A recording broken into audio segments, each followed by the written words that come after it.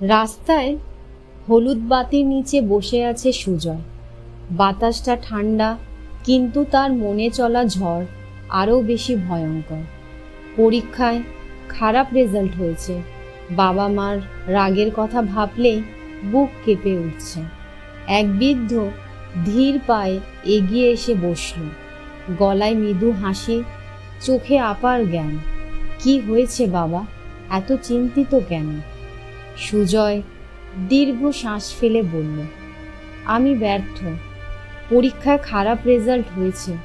বাবা মা আমাকে আর ভালোবাসবে না। বৃদ্ধ বলল, জানো, থমাস এডিসনের স্কুলের শিক্ষকরা বলেছিল সে কিছু শিখতে পারবে না, কিন্তু তার মা বিশ্বাস রেখেছিলেন, আর সেই ছেলেই একদিন বিশ্বকে আলো দেখালো, একটি বাল্ব আবিষ্কার করে।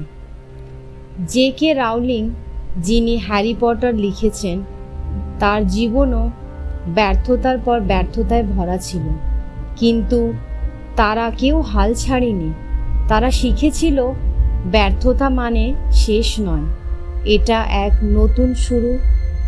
সফল মানুষরা ব্যর্থতা থেকে শিক্ষা নেয় আর পরিশ্রম করে সামনে এগিয়ে যায়। সুজয় অবাক হয়ে বলল, তাহলে কি আমি আবার চেষ্টা করতে পারি? বৃদ্ধ সুজয়ের কাঁধে হাত রাখলেন। সফল হতে হলে ব্যর্থতাকে মেনে নিতে হবে, শিখতে হবে, আবার চেষ্টা করতে হবে। যারা চেষ্টা চালিয়ে যায় তারাই একদিন জেতে। সুজয় উঠে দাঁড়ালো। চোখে এখন ভয় নেই, আছে নতুন স্বপ্ন। হ্যাঁ, সে পারবে।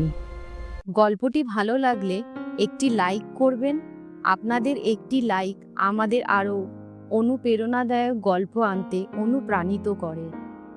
এই রকম আরও গল্প পেতে হলে চ্যানেলটি সাবস্ক্রাইব করতে ভুলবেন না, আর আপনাদের প্রিয়জনদের সঙ্গে গল্পটি বেশি করে শেয়ার করবেন। সকলকে ধন্যবাদ।